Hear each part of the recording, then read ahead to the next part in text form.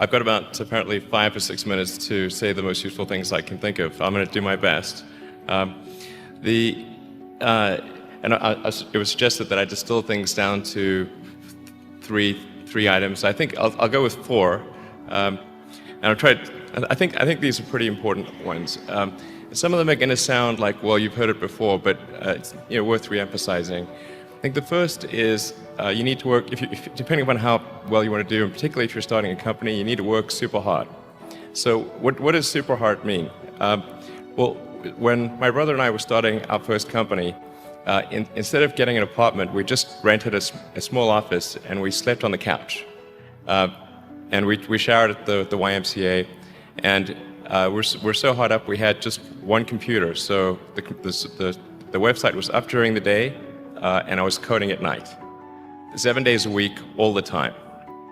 And I sort of briefly had a girlfriend in that period, and in order to be with me, she'd have to sleep in the office. So work hard, like every waking hour. That's the thing I would say, particularly if you're starting a company. And if you do simple math, you say like, okay, if somebody else is working 50 hours and you're working 100, you'll get twice as much done in the course of a year as the other company.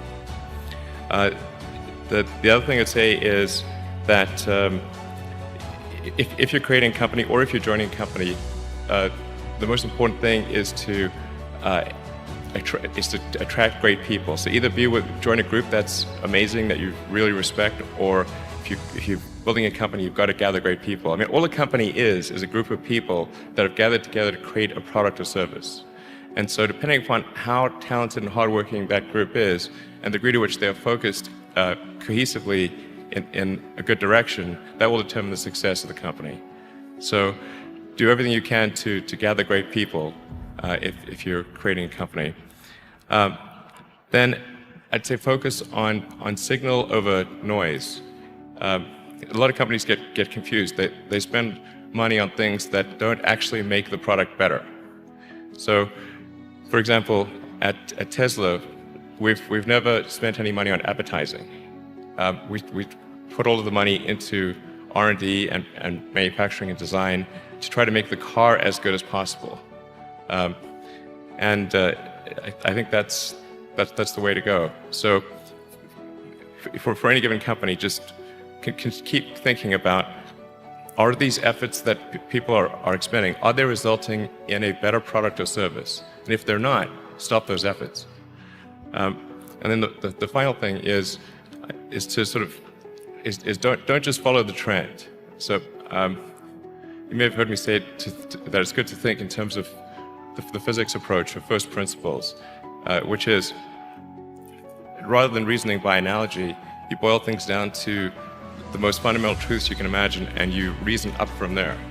And this is a good way to figure out if something really makes sense, or if it's just what everybody else is doing.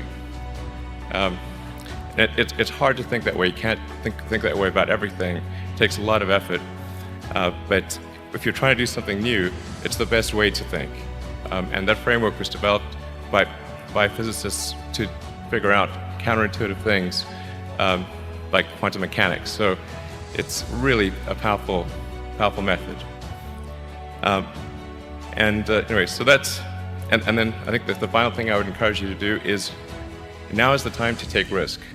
You don't have, you don't have kids. As you get older, your obligations increase. So and once you have a family, you start taking risk not just for yourself, but for your family as well. It gets much harder to do things that might not work out. So now is the time to do that before you have those obligations. So I would encourage you to take risks now. Do something bold.